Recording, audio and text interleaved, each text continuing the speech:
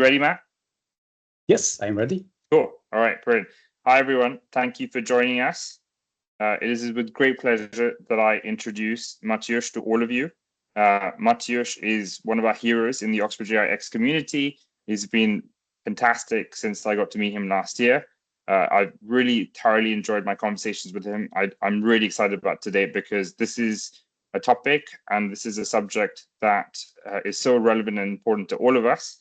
And Mateusz has done it at so many different levels that I just think, what a fantastic way to start the term. Today, Mateusz is actually the first day of term. And I think with that, over to you. Thank you, Dave. Thank you for the invitation. I'm really happy to be here with you guys, and thank you for joining me and you, Dave. So I will start. Oh, it's not. The slides are not changing. Give me a moment. Okay, I will start with a small background of me. I grew up in a small mountain town surrounded with forests. I spent the first 5 years of my life at home with my mom. She quit her job to take care of me and my younger sister. And on the one hand, it was amazing, wonderful. But on the other hand, I didn't have any peers in my neighborhood.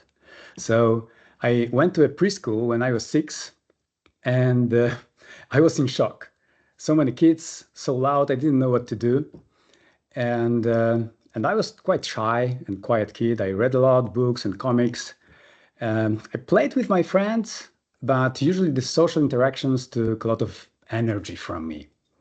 So I never felt like life of a party or a leader. And everything changed in my life with a dream. I had a dream to learn how to play a guitar. I was in my second year of high school. I bought guitar. I started to play. I played a lot, and I dreamed about starting the rock band. I asked my best friend to join me. He could sing, so he was a vocalist.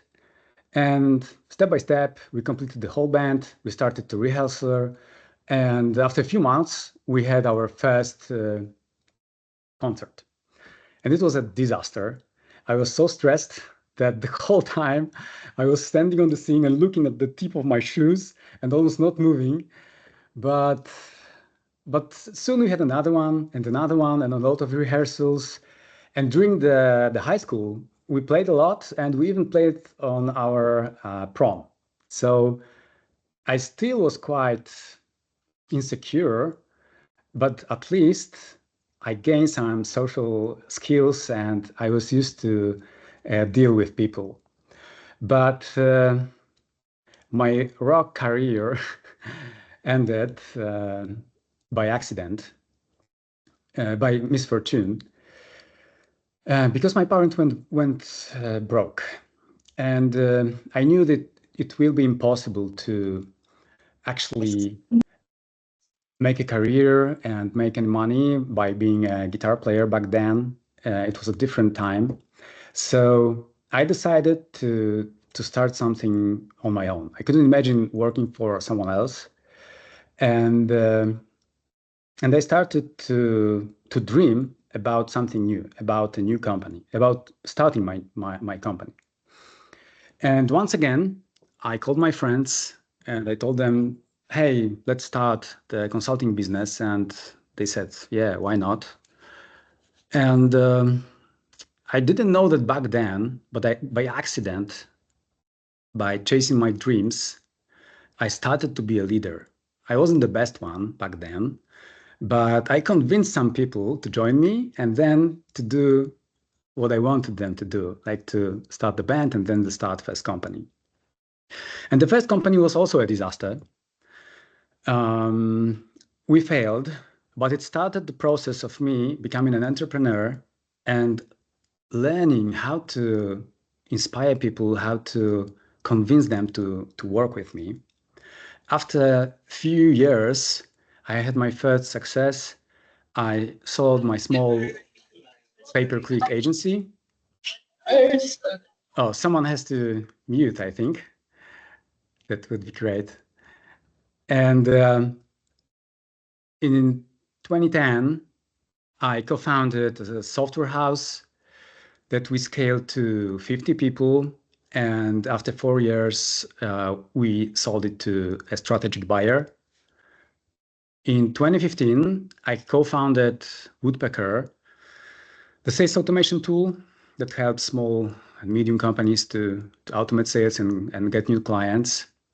Within the next 7 years, we scaled company to more than 5,000 customers from over 100 countries, like 45% of it from the US, and 120 people team. In 2021, we went public. It was IPO on Polish stock exchange, and I asked myself, preparing this presentation and talking to you today, like, how does it happen that the guy from small town living next to forest became a CEO of a public company, the tech company with 120 people?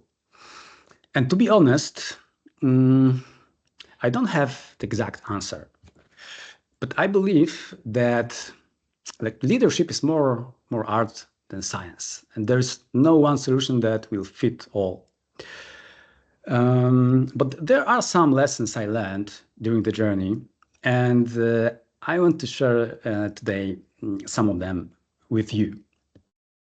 Let's start with something simple, like, let's say, tips that always help me. For example, I always try to keep the structure as flat as possible, as long as possible. And as long as possible for me is when I have no more than 5 to 7 people who reports directly to me, and the same with team leaders. 5 to 7, it's optimal. When you're really good, it can be 9, but when it's more than that, it starts to be a bit messy.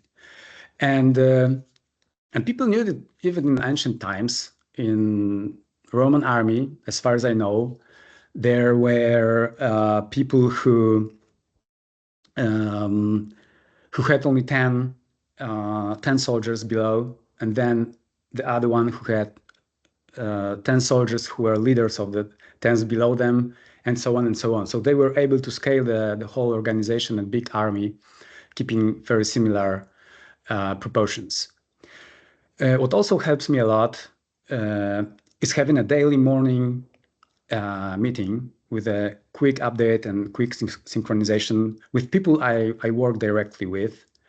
When we were working at the office before COVID, it was standing meeting in the middle of the office, like actually 10 minutes, just update.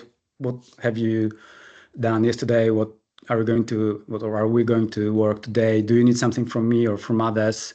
Like quick update. It helped to solve so many small problems that could raise to something big. That I tried to keep it even with the remote work. It wasn't that effective and that easy, but it helps a lot. And I encourage team leaders to do the same with their teams. The must-have from my perspective is to have at least once a year the company meeting, when we gather the whole company, when we sum up the last year, when we talk about plans and our mission and what we do and for who. And the last small tip I wanted to share with you before I will jump into something like, let's say, bigger lessons I learned is about having an office manager or personal assistant. I see that I learned it in a hard way that we usually hire some office help or personal assistant too late. And especially when we are at an early stage, even like, I don't know, 5, 6 people, of course, it's crazy to have like full-time office manager, but we can have someone like on a part-time, because what was the most important when we what's the most important asset when we want to scale or to find product market fit is founders' time and energy. So when you spend, or when I used to spend like a few hours to do some office stuff, it was every week, let's say, it was bad. It was the bad way to spend this energy and time. And the same with personal stuff. It took me many years to understand that I don't have to send back this Amazon order because the shoes are too big or something like that. It also takes a lot of time, or go to car to check up the car. It takes a lot of time that we can spend on something else. And I strongly encourage that even when we have smaller teams, when we can use AI agents to automate some stuff like that, there's the perfect solution from my perspective is to have someone that can work with us at the office, that we can talk to, that understand the context, and then it changes a lot. And this person can help, like not only the CEO but other founders and maybe team leaders too. The other discovery I had is that it doesn't actually matter if you are introvert or extrovert, because it's not that you have to talk a lot to convince people to join you. I believe that people want something real, and they can sense if you actually are true to them or not. And being introvert or extrovert is just a style. It doesn't determine if you can be a good leader or not. And let me tell you this by sharing with you 6 lessons I learned about building the effective teams. Do you know this guy? He's Stannis from Game of Thrones. I'm not sure if you ever see this series. It's not that important, but he was the rightful heir. He was the brother of the king who died. He had all the laws to give orders to the whole kingdoms, but nobody wanted to listen to him. And it was because just assigning a task or giving an order or like having the law to say someone what to do, it's not enough. Like, to be a good leader, we have to inspire people. And I will tell you this with a very short story. Some of you might probably know it, about 2 bricklayers. When one of them is quite sad, is not engaged, laying bricks, and some stranger asks him, "Hey, what are you doing?" And he says, "Can't you see? I'm laying bricks." And next to him is another guy who is excited, who is like singing and working quite fast. And the guy asked him, "Hey, what are you doing?" And he said, "Can't you see? I'm building a cathedral." So, like, having this context and knowing what I do, it's crucial to actually be engaged in what the task is. And I'm pretty sure that many of you knew this story, but I tried to implement it every time I ask someone to do something using this rule, like to spend around 70% of time to explain the context, why I want you to do this, how will it contribute to the company projects, or why it is important, how it relates to other, and only 30% on what it is. It isn't easy, but it can be a habit. It seems to be like small thing, but from my experience, it changed a lot. When it is a habit, they start to understand that we are building something, not just laying bricks. But it isn't enough. Like it isn't enough just to be good explainer of what we do. I think that very important thing is also to find a real why. And people are looking for meaning. They want to know why we do what we do. Does it make sense? Like, what's the meaning of of my task? And I'm not talking about elevator pitch or disruptive technology or some, I call it false passion, like I'm passionate about and I want to change the way how people order taxi. No, you're not. You pivoted 3 times. And it's okay. Like, it's okay. We need this. We need the elevator pitch to talk to investor. It's nothing wrong with building disruptive technology. But this is just the surface. This is not the real why we are actually engaged in what we do. And we are social animals. We have this bullshit detector. We can sense that. And so I decided to share with you something that is not that easy for me, because I will expose a bit about myself. But it was a process of me understanding, why do I build Woodpecker? And how I was describing it to the team. So when I sold my previous company, Chop Chop, I talked to you about today, I told you about, it was a moment I had quite good financial situation. I was involved in B2B services for around 10 years. And I had this dream. I wanted to test this business model, the SaaS business model. I really loved the idea of building my own product that people can pay subscription, that there will be users all around the world. And it excited me, like it was something excited. So it was the main reason why I started Woodpecker. And the second one was that I always wanted to be independent and have financial freedom and decide on my own life. And I knew that this is the way how you can build this kind of situation. So it always was, it also was something, like, honestly, something that gave me a lot of energy to work on this kind of projects. And then I realized something else, that I want to show to the world that we are able to build a world-class software company here in Poland, in Wrocław.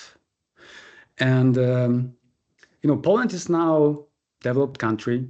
We are in European Union, NATO. We have growing economy. But when I was born, it was under the Russian influence, the communist country. And during my life, it changed a lot. But still, we know, as Poles, that we have some kind of complex, let's say, that we are not Germany or Great Britain or France, in terms of, like, we have our journey we have to prove something. And I started to talk to my team, and I told them honestly, like, guys, this is something that really inspires me. Like, I'd like to build something and show others that we can do it. It's not the only thing, but it's also there. And for many people here, it resonated, like they understood this, they wanted to be a part of it. And of course, we haven't built Facebook or Google, but we created, I think, really good SaaS company here. And when I was talking about it at the beginning, it was just a dream and just a point when we wanted to go. But it helped a lot, because people understood that they are going to join a team of A players, a team that want to achieve something bigger. But of course, it is not enough. These are quite selfish reasons, but I think that it's very important to understand them. And everyone has different situation. Like, I can imagine someone that would like to prove to, I don't know, parents and family, that I can do something on my own. I don't have to, but I can do something on my own. And having this awareness, like, naming it. Sometimes it's difficult to admit to each other what the reason is. It's very powerful then when we talk to our people, to the team. Of course, this kind of information is rather internal, like for us or maybe for the team, not to the world. So I started digging deeper, and I realized, okay, we're building a software that automates sales, so you're able to get new clients. So somehow we help companies to get new clients. When you're able to get new client, you're independent from bank, from VCs, from big corporate clients, because you're able to get a new one. So something like it appealed to me. Like I also wanted to be independent and run company on my own terms. So I started to talk about this to the team.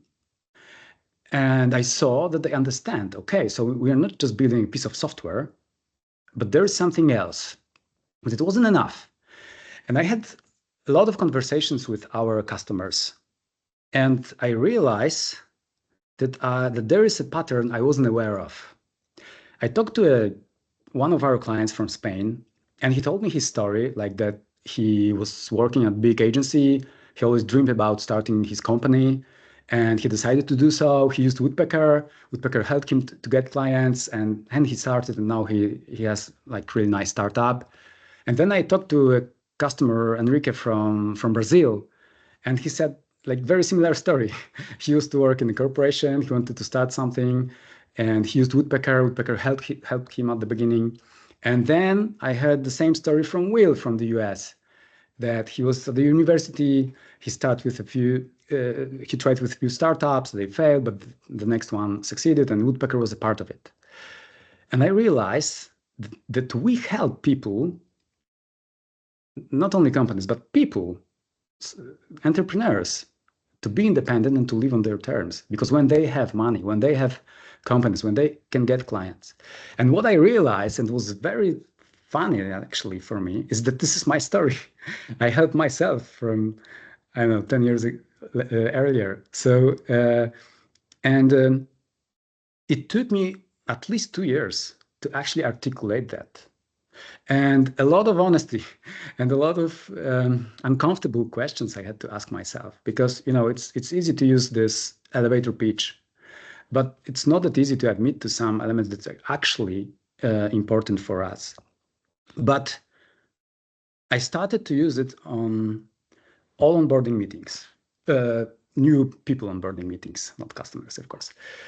At the beginning, in the one-on-one, then when company was bigger, when 5 or 10 new people were at the company, I gathered them and I spent like 1 hour talking about this, about values, about why I created Woodpecker, where do we go, like everything. On these annual meetings, every time I was talking about this, about every year, about a bit new discovery in this area, so people could understand. And actually, I saw that this is something closer to art, like soft. This is not the hard technique, but people started to understand it and they started to feel it. And I saw that when they were focused on helping companies or helping others, it also was really good for business, because when we are able to help someone to actually have results, the KPI will be okay. But when we focus only on KPI, we can lose the essence. We can force people to lay bricks, not to build something. And this is a real life example. I also went to our files to like copy and paste it here to the presentation. Like I wanted to show you the process I had with Woodpecker. And there is one book that helped me a lot to understand more about myself. I'm pretty sure that most of you have heard about Start With Why by Simon Sinek and his Golden Circle. If not, I strongly encourage you to go to YouTube or TED and listen to this talk. It's really great. But they have a book called Find Your Why. And this is a book with some exercises, let's say some workshop you have to do to understand yourself better. And I tried so many different techniques and ways how to build company vision and mission. I read a lot about it, and it was useful. But this book, like self-discovery, to understand what's my drive as a founder, helped me a lot. It's not that easy. You need a partner to do all the exercises, but it's doable, and I strongly recommend it. It helped me. And I believe that when we have this pinch of courage to be honest and to build our awareness, then it's much easier to inspire people, even in the way we don't know how it happens. But people can sense that. So I hope that this first lesson will be helpful for you. Let's move to the second one. I'm not sure if you watch any of these movies, but there's the pattern there. The classic tension between soldiers choosing to follow the real leader or to follow the official rank or an officer who gave an order. And it's fascinating for me because, like, when you're in army, they can kill you if you not do what they told you to do. You can die, and still these people would rather listen to a leader who they trust, not the one they should listen to, in such extreme situations. And this is the second lesson I learned about building teams, that trust and loyalty is something crucial to actually build a good team. And we know for ages that mercenary soldiers are useless. This is what Machiavelli said. We can see it nowadays. Unfortunately, we could see it in Ukraine war with Wagner Group. But I still see the same mindset with many startup founders, that we can buy an expert who will be our head of sales or head of marketing, and he will do everything for us. Like, we'll raise money, pay him good, and everything will be fixed. And it doesn't work like that usually. What I encourage you to do is to build your own mafia. Of course, I know you're smart. I'm not talking about crime. I'm just talking about some form of elements they use to build trust and loyalty inside the group. I don't know if you recognize this guy. I don't mean an actor, but the character he plays. This is Tom Hagen from The Godfather. If you haven't seen this movie, please do it today. This is one of the best movies ever made. And The Godfather, Don Corleone, is head of a big corporation with, of course, illegal business, but also some legal businesses. And he can afford all the lawyers there are, like the best top lawyers he can only imagine. But he listens to Tom. Why? Tom was a German-Irish orphan that Godfather adopted. He invested in him. He educated him.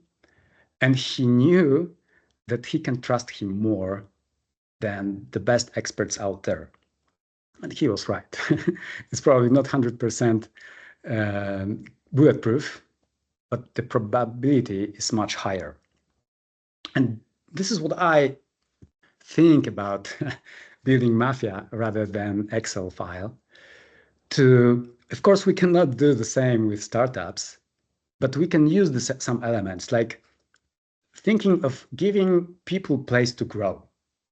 Like, not only building from complete blocks, like taking only experts, but also how can I create a place where people will grow with the company, with me. And I will give you an example. This is Margaret. At the beginnings of Woodpecker, we needed someone to support. And I remember the recruitment meeting, because Margaret didn't have any experience with IT.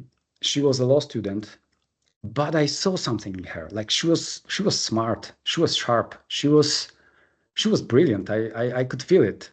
And we had better people in terms of experience back then, but we decided to give her a chance. And after a year and a half, she was head of support. Then for a few years, head of product. And then for some time, chief COO. And when I stepped back last year, she became a CEO of the whole company. We tried to recruit, like we did recruitation also outside company, but she was the best from all the people we had. It's not that simple solution. It took 8 years, as you can see here. This is a screen from LinkedIn. And of course, it's not the same. And it's not the only reason, but I'm really happy that I think I was able to create a place where people so talented as Gosia, as Margaret, were able to actually grow.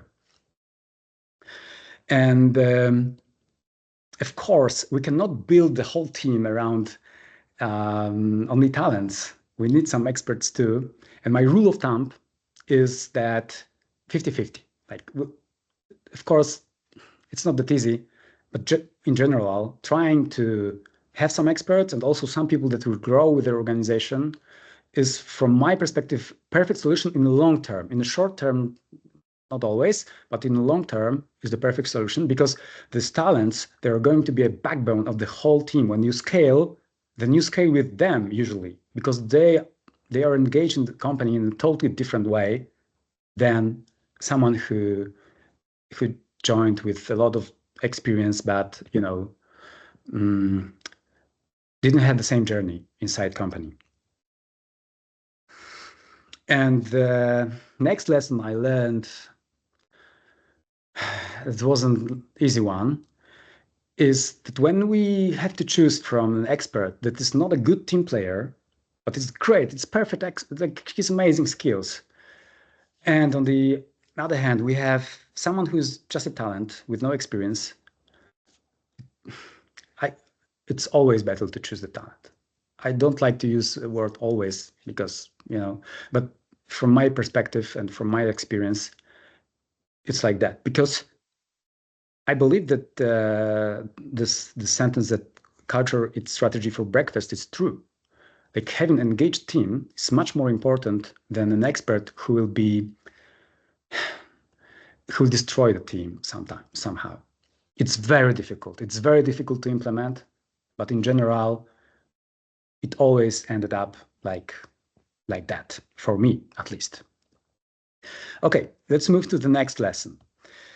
I'm not sure if you ever heard about this experiment that Rosenthal and Jacobson. It was in the late 60s when they decided to do experiment in a primary school, when they created a class with intellectually blooming kids, very smart kids, and they told teachers and they told kids that special class is created, and they did some tests at the beginning of the year and at the end of the year, and it was true.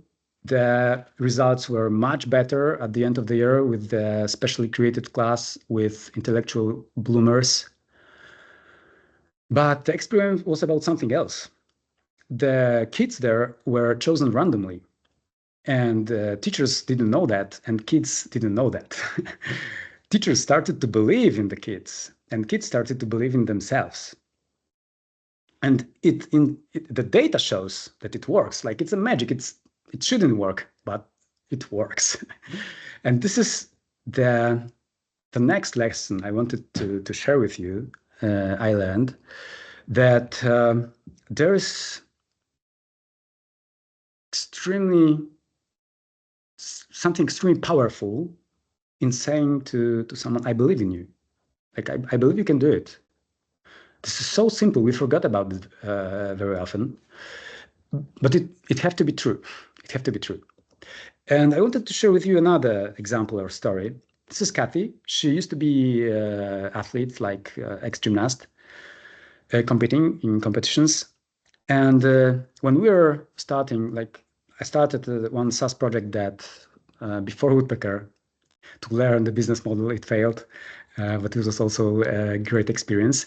And we needed a content writer, and Kathy didn't have experience in any marketing or online marketing. She was good at in writing and academic writing. And once again, I saw something in her, and we invited her. And when we started Woodpecker, she stayed with us, and because we pivoted from the previous project. And then she became chief marketing officer, and she's like one of the best people I ever worked with. I learned a lot from her. And of course, like this, I believe in you wasn't the only factor, but I'm pretty sure that creating the place where people can grow and believing in them changes a lot. And as you can see, changes in a really long term when we scale company, like not just want to start it, but to scale it. And I encourage you to experiment with this. Okay, I talked a lot about talent, but how can we find talents? So let me share with you this Moneyball hiring strategy. I'm not sure if you've ever seen this movie Moneyball. It is a really good movie about baseball teams based on a true story.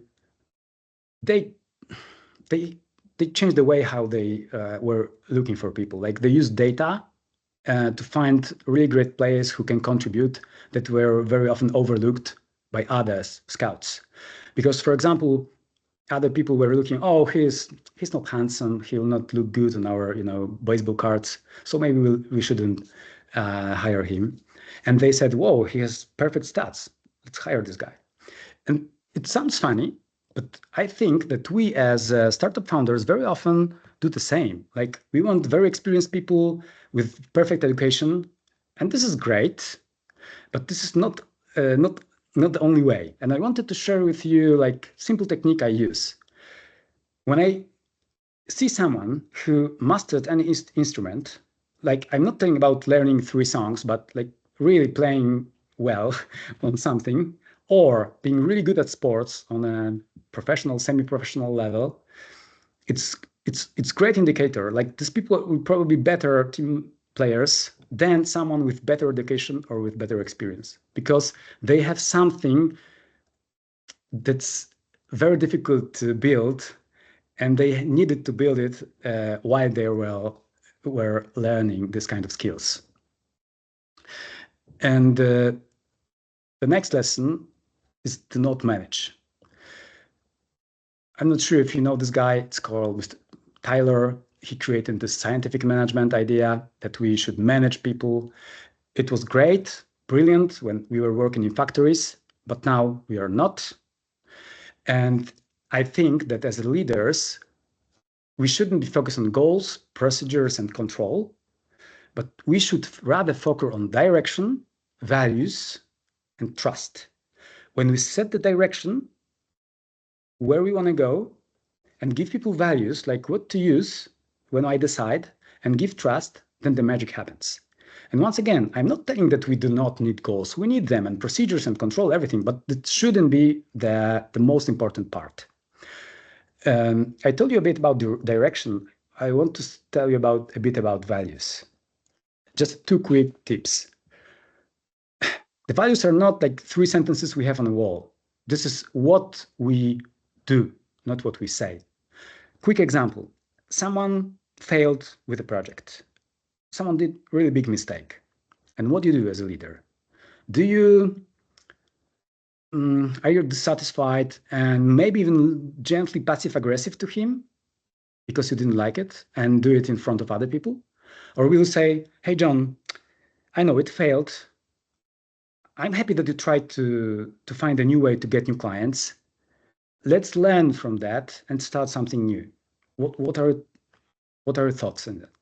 And people can see this, like they will understand how you behave. So if you want experimentators and creators, like what you do is much more important than what we say. And a small tip I use, I created a letter.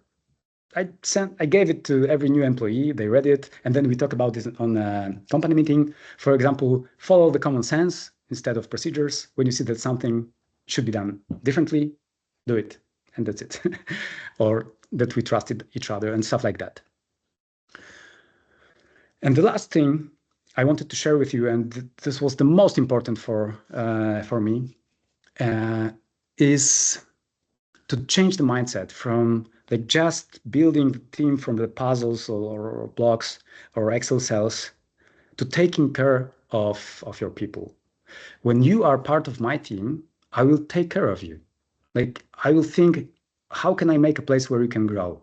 I will not fire you when you had the bad month or even quarter. When you are engaged, when you want to do something. And this changes a lot and people can feel this. And this is quite unique, unfortunately, but it helps a lot to build good teams. So my journey to the leader started as an introvert, and I stay a bit introverted till today. And I don't believe that it defines us. It just changed the style, because the crucial part, from my opinion, is to be authentic and honest and try to inspire others. And please remember that we all play in a long game. Like when you build your reputation, someone who takes care of people, it will be much easier because it's not your last company, what you're building right now. It's probably not last. So I encourage you to do so, and I hope I was able to share with you something useful. And just the last sentence, I just started a newsletter called Pinch of Courage. If you'd like to read some of my thoughts, you can subscribe here. And thank you for listening. Oh, I took a bit too much time. Sorry, Uday. It was created just for today, like first time presentation. So thank you for listening. And this is fantastic, Mateusz. Everyone, if we could just please thank Mateusz before we ask questions, because this is really, really cool. I always say, Mateusz, that being an entrepreneur is a spiritual journey, and it's that leadership element in understanding yourself and being able to really manifest yourself with others. So you've actually helped me so incredibly much today, because in hearing your story, I feel like this is the story that I want everyone to hear. So thank you for that. So now with that, I want to ask, open the floor up to questions. Yes, we've also got this recorded, Simon. Don't worry. And so who wants to get us started? And Mateusz, don't worry about the time. I purposely have told everyone that it's a longer session than I told you, because so we're here until you're ready to leave. So who wants to get us started? All right, I saw. Okay, so we have, how can you sustainably scale? I expand your team without overdoing it or doing it too fast, having too many people at the wrong time. So that's the first question. We've got Constant Dashi. It's a very good and very difficult question to answer, especially in a quick way. But I think it's important to find a balance. And from my perspective, when we have investors on board, they usually encourage us to hire too quick. So being a bit slower than they expect is usually the much better piece. And I usually tried to do something like that when we onboard new people, I tried to spend some time with them. Then these people who were a backbone of the team were also onboarding them and trying to learn how we work, what are the values, and how we approach customers, and that you could feel that someone is part of the team. You could feel, like, I know this is not science, this is a bit of a math, but you can feel like you, especially when we work at office, it was much easier that someone is already there, is a part of a team or not. And only then we decided to do another open new positions and hire new people, because I saw many times that when you hire too fast, it's very difficult to keep people, to keep the culture, and it is not good. Like it seems to be better way to scale, but it actually isn't. And especially right now, when we can automate a lot of tasks, and probably we don't need 200 people to do the same we needed to. Like, we can probably do it with 20. We don't have to scale that fast in terms of how many people we have. I think that it's often better to invest in people we have, maybe optimize something, maybe give new tools, or try to figure out how we can automate something, and not just scaling by adding new ones.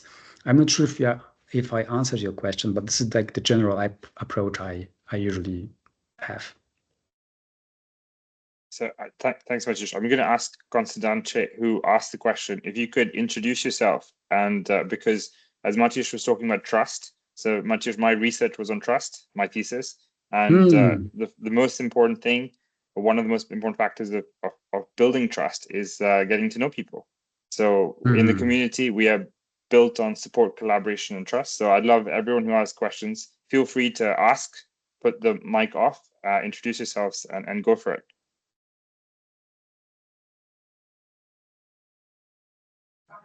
Should I speak? Can you hear me? Yes. Yeah. Okay, well, thank you for that. That's really nice. Well, my name is Bianca. I am a Romanian entrepreneur, wannabe entrepreneur. So I asked this question out of personal experience when I had one of my first ventures, let's say, and I got too many people on board, being too ambitious. And that's why I wanted to ask at what pace you're supposed to kind of bring people along. And I think that was a really good answer. But it also made me wonder, how can you be so patient when most of the time we'll have pressures from investors, these funds? If you're bootstrapping, for example, you might feel the pressure of, I need to make money now, or I need to make it sustainable. And thank you for letting me introduce myself, and thank you for the talk. Thank you. Yeah, this is also a really good question. Like, my first 5 or 6 companies were bootstraps, and so I know how it works. And I was also involved in 2 companies that were VC backed. And what I realized is that it's what we have inside. Like, how can we set, like, we should set boundaries as founders. Like, I was always open to advisors, like people who like to share their opinions, but at the same time, and I'm quite nice person, but at the same time, without like bad feelings or stuff like that, I was able to set boundaries and say, hey, okay, thank you for what you shared with me. I will think about this, but we will do what we will do, because when we will succeed, this will be success of everyone. When we will fail, it will be my failure, because I'm head of it. I'm a CEO. I'm a leader. And understanding that it is so easy to give advices, and it's much more difficult to actually be in the trenches. It's crucial. And not talking like not to listen to anyone. Of course, we should listen, but we should filter. And every time I followed my gut, it was like much easier for me, even if the result wasn't the best one, because I knew that I'd do something I believed in, and people also felt this. And so being calm, not like keeping the the boundaries. This is the best like advice I can give you right now. Thanks so much. Next we have Simon. Simon, do you want to, if you could also turn on your video when you ask questions, please. Hi, calling in from California today. I'm building director development, and we identify and train top African talent to help them enter remote work in tech using the agency model from the sports industry. So we sign them on and then support them for 7 years. So a lot about people. That's why I was very interested in this. My question is about when to let someone go, and like when to like draw the line, and like give them more chances and or not to. So I'm kind of juggling different concepts. I know Jensen Huang doesn't fire people, and then I also hear this hire slow, fire fast, and this relates both to employees but also to students on our program. So any thoughts would be helpful. I'm thinking I wrote about OKRs now, but okay, being very strict, but I don't know if that's the right path to go. Thank you, Simon. I can share with you like how I do it, and I usually give more chances than others. So because I think we are not robots. Like very often something can happen in our lives.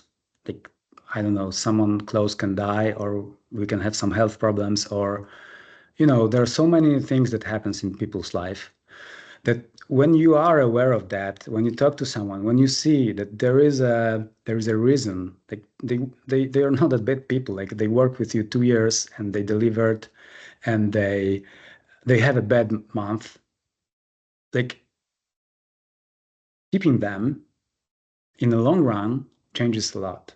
Like, because of course sometimes it will be a waste because they will never go back to be a good performers, but very often we have like a waves, like the quarters or years where we are really engaged and work really great, and then months or weeks or quarters where we do not perform as well. And from my perspective, very important is if someone is coachable, if someone is making the same mistake all the time, if someone is able to learn something, and if someone is denying or admitting honestly this trust that today was talking about, it works both ways. When someone is honest with me and I can see it and I understand what's going on, it's much easier for me to give another chance. But at the same time,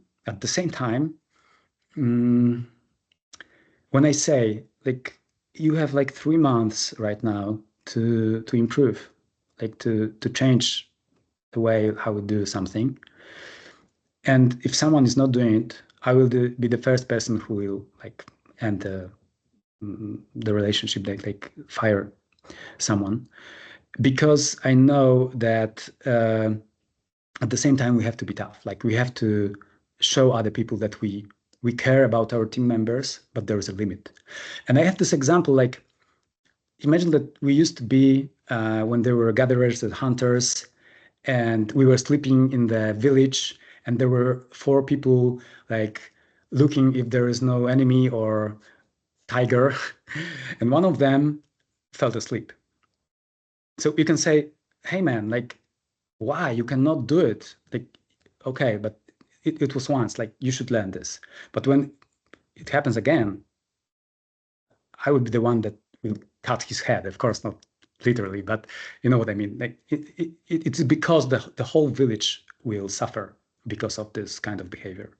It's very difficult to have like a really simple rule to implement, but this is the way how I feel. Like, how to show to the tribe that they are safe here, and also where's the threshold that someone is using the tribe only and not contributing.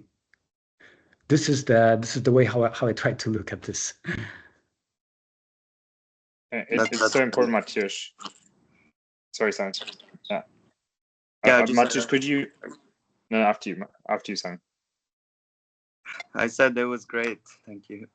Okay, cool. Matthias, would you mind elaborating on the last sentiment that you just said about this kind of person who poisons the well almost?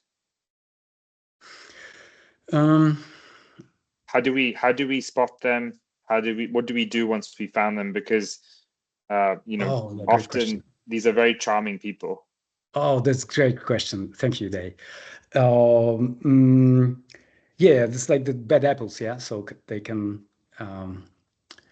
hurt other. I told you about my approach, and I know from experience that for many people it's too soft. Like, they don't understand it. Like, you should give an order and you should do what you said. But what I saw, when you build a team that way, you build a team of people who feel good inside the team and who are engaged. So when they see that the new team member is doing something wrong, is using this, is not contributing, they usually did the whole job. Like I very often I wasn't involved. Like the team leader did it, or like they didn't want to work with this person. It was amazing from my perspective. So the system was able to clean like on autopilot, let's say, because when you work with someone, you can feel, okay, he feels bad, like it's a bad day, it's okay. But when someone is like, using the system or abusing it, it will hurt the whole village, let's say, the whole tribe. So it was quite easy for me when I tried to build the team that way. And of course, I'm pretty sure that it wasn't like 100%. There were people who were able to use the system, but it's never 100%. We are people, like everything is complex, everything is changing. So I'm not talking about like 0-1 or bulletproof. I'm talking about what's better in general in long term, like from my perspective, for my opinion. Have I answered your question or? No, that's you have. Thank you very much. You've helped me. This has been on my mind recently. We've had a little bit of an issue like this, and I've been trying to figure out what to do. And I appreciate what you said. We're going to go to Lim next. Lim, would you like to introduce yourself with the video and ask your question? Hi, Matt. Yeah, hi, thanks, Uday. Yeah, my name is Jovian. I'm an entrepreneur from Malaysia. So I've always heard from Matt talk about like attitude, being honest, and I believe that attitude is very important. But I would like to know that like maybe beyond attitude, how do you actually access people's skill and to make sure that you put the right people at the right roles at the right place so that everything goes smoothly? Any practical tips? I told you about this experiment with kids because I was looking for something that will explain what I was doing at the company. And like when we were growing, I wanted to hire smart people. I usually asked them, what do you read? Like, what kind of movie do you like? Because very often someone who reads some interesting books, I know that the intellectual level is a bit higher, let's say. Not always, but very often. Or someone can watch like good movies or is interested in is expert in something. And very often, like we didn't have a lot of experts with B2B SaaS in Poland back then. Like we have more of them here right now, but it wasn't the case back then. So I usually did something like this. Like we hired Greg to start the support, and I said, Greg, take care of the support. I believe in you. And he did. Like he was doing research. He asked me, he asked my co-founder, he asked everyone. He was engaged, like he wanted to learn. And he was better than I after like, I don't know, 2-3 months. Because like, we all had to, let's say, learn the know-how here in Poland. Like we didn't have that many talents back then. Like we had some people with experience, but not that many of them. But so this was basically the way how we built the whole company. And with experts, actually, it's very difficult when you are during the hiring process. But what I usually try to do, and I think it's quite good to, when you hire, for example, good expert who should be a head of sales or head of marketing, I would give like 3 months to show something, like to show real results. No excuses. You're an expert. You have to deal with this. And if there is a real improvement, it's okay. If not, it will not work. Like this is my experience, at least. Of course, not in 100%, but when we hire something who is an expert, I think that we should. I usually used to tell this person, like, you have 3 months to show something, and we'll sit and talk after 3 months. And when we'll see the results, it's okay. If not, it doesn't work. So it's not that easy because you have to decide and have someone on board. But it was the best way, like how we were able to test people actually. Yeah, I got it. So we need to give ourselves a timeline, give each other a timeline as well. Yeah. Okay, thank you. Thanks, Matt. And one more tip, like we very often had paid tasks for experts. So we gave them something to do. We paid for it. We didn't want it to be, exploit them or something like that. They had to do something, and we were able to see how they work, how they communicate. Usually, I use something was unclear in the task, like will they ask? Like you can see a lot, and it's much cheaper to pay a few people to do something smaller, if it's possible, and then choose one and give him 3 months or her, and so that's basically what we try to do. Okay, some experiment. Yeah. Okay, understand. Thank you. Thanks. Awesome. Next, we have Lizzie. Lizzie, would you like to ask a question, introduce yourself with the video? Yeah. Hello. Thank you for the talk. You mentioned that we should aim to inspire our teams with a greater vision or like something along the lines of building a cathedral. So what methods and stories do you use to inspire your team? What is your cathedral? I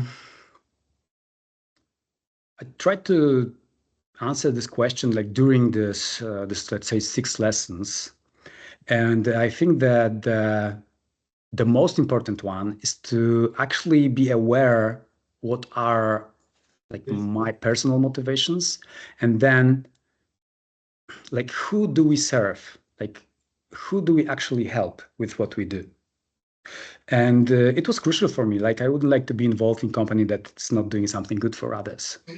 So it was quite easy to, maybe not that easy, but it was doable to find who do we help. And I think that this gives meaning, and this is inspiring. Like when you do not just improve KPI of 30% at this quarter, but we actually helped like 27 companies to get new clients to scale. We have like people writing to us, hey, thank you, like it helped me, you helped me. And I, at the beginnings, I tried to show it. For example, I hired 2 sales guys before the product was ready, because I wanted to see if they are able to reach out to people and actually start conversations. And then when we are on a beta and even after the launch, they didn't have any commission. They had only a base salary, and they had bonuses when our customers had results. So they basically were customer success people, and they were not focused on selling. They were focused on delivering results. So they knew that I am not just telling this or saying this. They knew that I really want to help someone else. We were doing unscalable things. Like, for example, we had a user and like 5 people were sitting there and brainstorming, how can we help this user to build a great campaign and have results and actually scale the company. And we sent them copy and the strategy, and they were, whoa, thank you. So like doing the stuff that is not scalable, like showing that you can do this few steps, that you're not just talking about that, but you really care about the users. I think this is something that worked for me. Yeah, that makes sense. Thank you.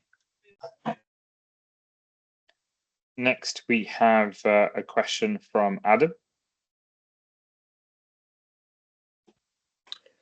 Hi, I'm Max. I'm a student at Imperial in London, and I'm sort of just starting an entrepreneur journey, I guess, just trying to start my own thing. But I guess the problem is with ambition, like the kind of thing I want to do, it feels like impossible to get past.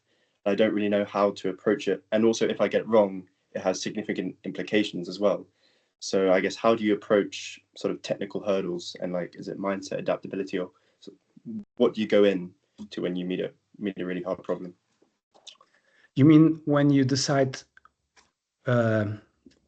what kind of company to start, or how to scale company, or just while you're working on the fundamental technology of your company and you meet a like really challenging issue that you find is like a key part, but you want to do it in a certain way and maybe it can't be done as good as you want it to do, so on. It's an interesting question. At Woodpecker, I had my co-founder who is a CTO, so he was dealing with all the technical questions.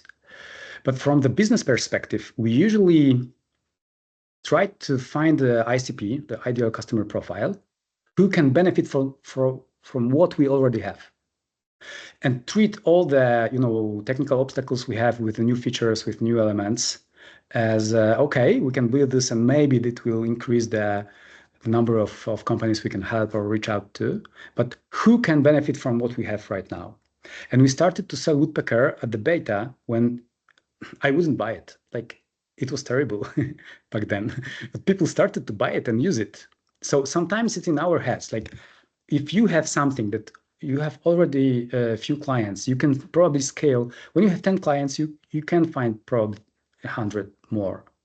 When you have 0 clients, this is a different problem. Like, I don't know the stage and the level. But when you have something that there are already customers, I think it's also a really good idea to focus on that, like in 70%, and maybe 30 or 20 to figure out the new aspects that they can have some technical problems. Thank you. That really helps. So focus on the customers. Yeah. Thank you. Any more questions from the crowd? I've got quite a few of my own. So I'm gonna ask a question. Yeah, let's see if we can get more questions out. So Mateusz, one challenge, and this is kind of building on some of the other questions that we've been asked, is let's say you've got someone on your team, and you really like them, they're really good, but they're going through a very difficult personal moment, right? How much empathy and patience should you have? Very difficult question, very difficult one. And I think that from my perspective, it all depends how long do we work together.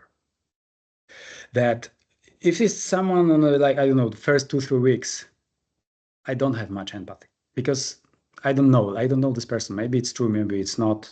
We never know. But when I work with someone like for 2 years, for example, 1 year, 3 years, I know this person, and I see that it's actually something going on. I usually try to find some kind of solution, and most people usually said that I was doing it for too long, and I probably was, but I think it was some form of investment, and this was telling other team members that you're also safe here. So when it's quite important, because I had situations where, for example, someone wanted to hire a person from my team, very great player, and they wanted to pay this person like 2 or 3 times more, not like percent, 20%, like 2-3 times more. And we were talking, like she came to me and we were talking, and I said, I cannot like pay you something like this, but I will give you the place to grow. I will give you are safe here. Like you can grow. And she stayed.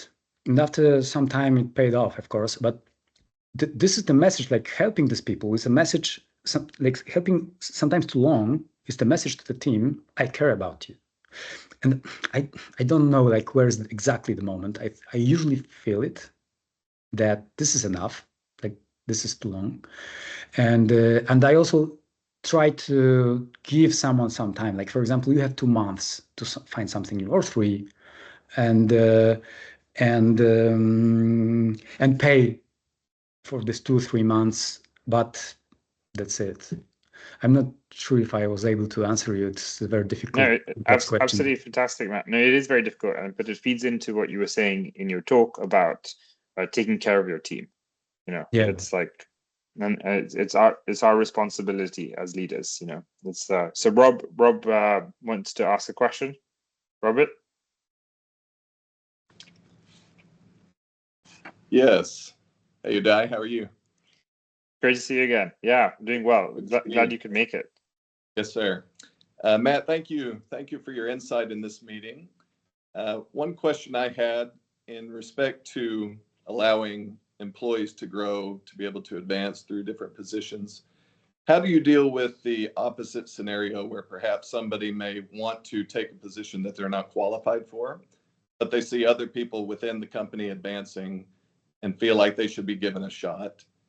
And in the case where you may have had that situation, what do you do if you promote them and it does not work out? Kind of my question. I don't promote them. When I see that someone is not ready, I don't promote them. And it usually ends because this person says, I don't want to work here anymore. I should be a, I don't know, team leader or manager, but I know that you're not ready. And because when I did, it usually ended the same way, but with a lot of like more damage. So Right. when I see that someone is not ready, I don't give it a chance. Very good. Thank you. Building on that, Matthias, because you've had all this experience, it's such fantastic. You put yourself through all these different trenches, right, to learn. How there's obviously standing on the shoulder of giants like yourself that we're learning from you. How can we speed up the process, not for us just to do and learn, but also reflect and understand? Speed up the process of understand these learnings that you're sharing, these learnings, because sometimes it's like a memory, it's like a muscle memory to be able to get it. How do you encourage us to build the memory faster? I think that from my experience, when I was able to work with people at the same space, like in the office, and to talk to them daily and be together, like exchange energy, like see if you feel good or not. And there are so many elements you can see when you work together with someone that it helped me a lot, like to be actually with people. And I know that now time is different, but maybe some form of hybrid work when we're able to work like, I don't know, 1 or 2 days per week together, or if not, maybe 1-2 week every quarter or something like that, like figuring out ways to work with people. Because as I said, like I believe that we really are as social animals, still animals, that we all have this primal things inside. And people, when they feel the leader, they understand that, and I truly cared about them. It's almost impossible to show it through Teams or Zoom. But when you are with someone, it's sometimes the way you, I don't know, smile or behave, they can sense it. And for me, this feedback loop, this, like, I said something and I knew that I wanted to say something else. I knew that it wasn't what I like the reaction I expected. And I asked, why do you behave like that? And someone do the follow-up questions, and then we can figure out what was wrong. And like being with someone, actually like talking to someone, being in the same space, if it's possible, it was the best technique, let's say, to speed up the whole process of actually becoming a better manager, let's say. If it's not possible because you work remotely, I think that this one-on-one talkings, let's say meetings, this might be, but regular one, it might be helpful. But I'm not an expert with remote work. No, fair enough. Any more questions? I one last question, and if I could hold you to, there's someone in the who's attending today that I actually wanted to introduce. They especially asked if they could speak to you for a couple of minutes. So if you have the time before 6:30, I'd love to do that. But if there's any more questions, please let us know. Otherwise, I'm actually going to be very, very vulnerable with everyone, and ask Matthias to kind of like mentor me in this moment. So basically, my vision, my goal, and what we're doing with Oxbridge-AIx is that I'm very focused on trying to help people find fulfillment. It's my way of, when I was 19, I was very depressed for a few years while I was doing university, while I was studying mathematics. And when I figured out what my purpose was, everything changed. So it didn't matter if I was depressed. It didn't matter if I was happy. I had purpose, I had direction. And I try and bring this into everyone that I speak to. At Oxbridge-AIx, it's about helping people find their purpose, fulfillment, and as entrepreneurs, how to bring it out, right? sometimes I struggle with being very focused on helping people have that, because I want them to grow while also keeping them in scope of our team, what we're doing as a collective. And I'm curious if you have any advice for that, because one thing that I've noticed, we're very lucky at Oxford and Cambridge and all these great universities, like you've heard people joining us from everywhere, that we're all exceptional. And I believe everyone deserves to believe that they are exceptional. But sometimes we live in a world where we are told to prioritize ourselves so that we can validate who we are, and so I'm curious if you have any advice on how to manage these different elements. I think I understand your question, but I will give you my answer, and maybe you can follow up a bit if I was right, because I love it. Like I agree. Like I had the same when I discover my why, when I discovered it, and it helps a lot. And this Viktor Frankl, Man Looking for Meaning book, was very also important for me. And when I was listening to you, I thought about two different roles you were talking about. The one, it's someone who is aware, who found his way, and would like, let's say, coach other people, give to other people, inspire other people to also find their dream, their purpose. And on the other hand is a leader. And a leader is someone who has his own dream and finds people who will follow his dream. And while they are following your dream, they might also grow in some way. But this is something different. I think that this is not the same like following my passion. It's following a good leader. I treat it as a job still. It will never be the same like for the guy who had a dream, who had a vision and takes people to build something together. So it will be very difficult to keep the same level of engagement and of self-development as leaders of the project have, like what I believe. But it still can be a good place to learn something, and then maybe based on that skills to follow my own passion with my own project. So this is how I look at this. And I saw this many times that people who were engaged at Woodpecker or my previous companies, it was around 300 people, maybe more. And many of them started their own companies. And I helped them and I advised them. And there was the moment that I knew that they wanted to take what they learned and start something on their own. But until they were inside my company, my vision, my dream, it was a bit different role. I think it's very difficult to combine these two elements together. And I think that it's totally okay if you have your dream, if you build something valuable for others, and if you invite them to do so, but they have to sacrifice a bit of their own path to learn something because you have all the risk on you. They risk less. This is what we pay for this journey. I'm not sure if I answered your question. No, it's really good. I have a follow-up actually on this. So it's the way I frame it, and it's recently. I've had a few teams in myself in the past, and recently I've been thinking a lot about the difference between a co-founder, a business partner, and a C-level executive, right? And so how do you recommend? So for me, it was. Co-founder is someone who's just going to it's the amount they invest. It's like they just match you, right? And it's not a question of output, it's a question of intention, and then the business partner is almost that, but they might not sacrifice their sleep as much, but a C-level and a business partner are kind of similar, right? But there's a different mindset, because it's more like, so how can you help us? What advice do you have for us to identify who makes a good C-level potential, right? Because actually, you've given us examples of how people have grown. And when it comes to us expanding our own team and scaling the team, those are the people that we need, right?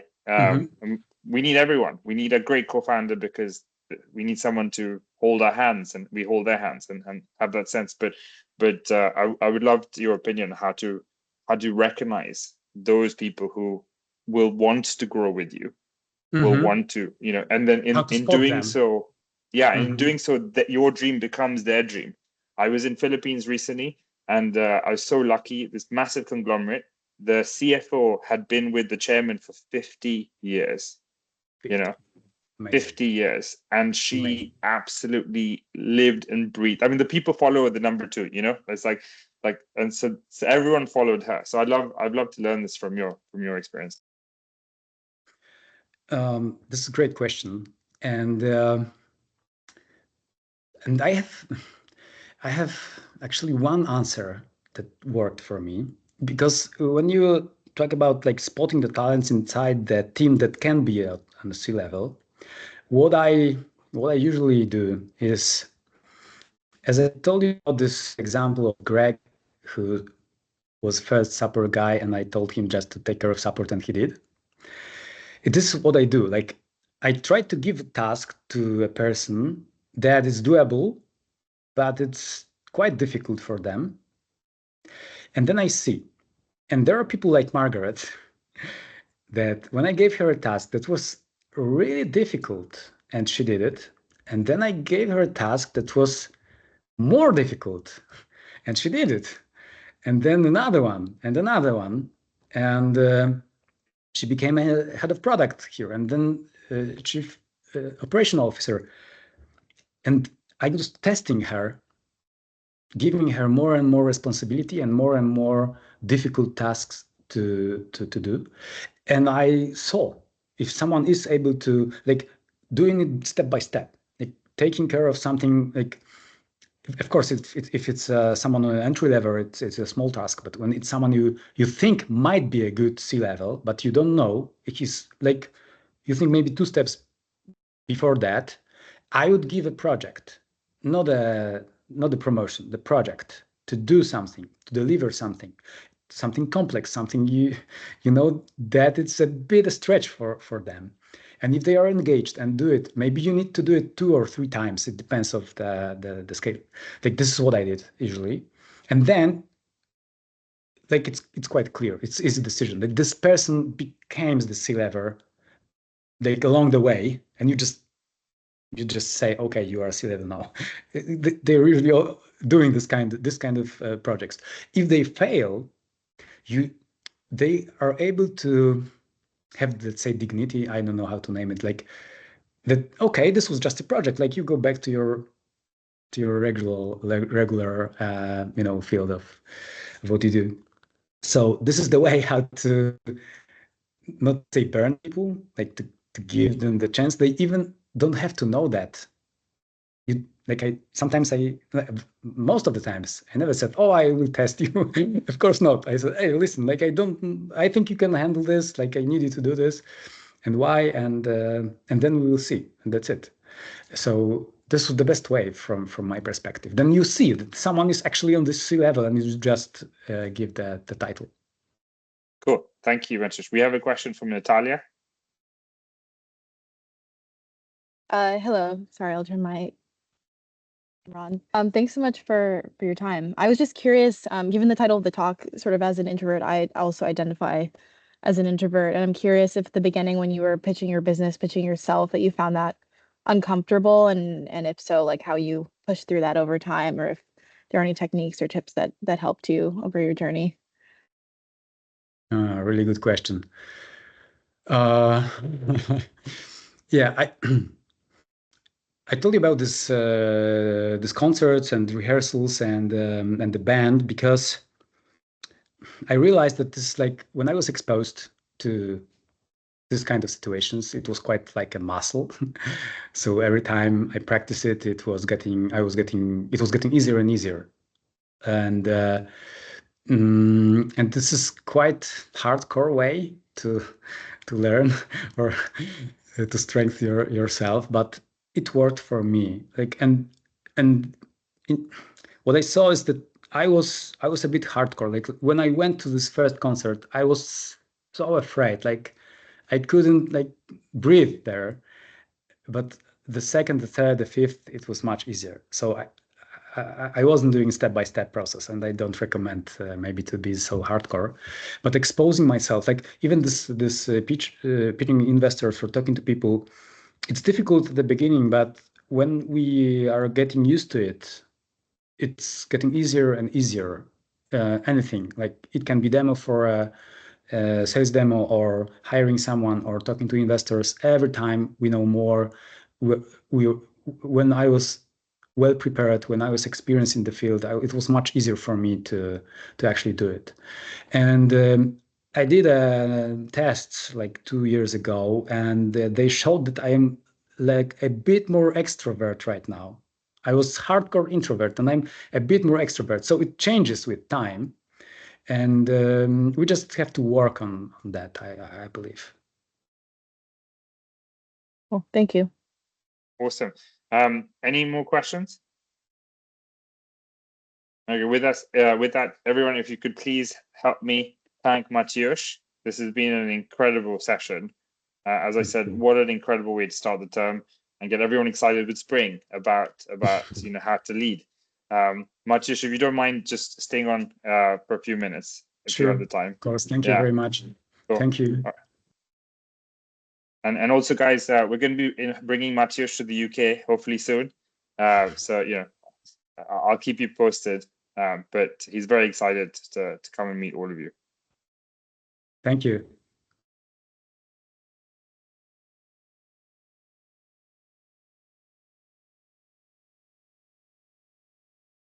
Yeah, just gonna wait. So how did you find them, Maciusz? I'll switch off the recording now. You stopped recording? Yeah, I've stopped.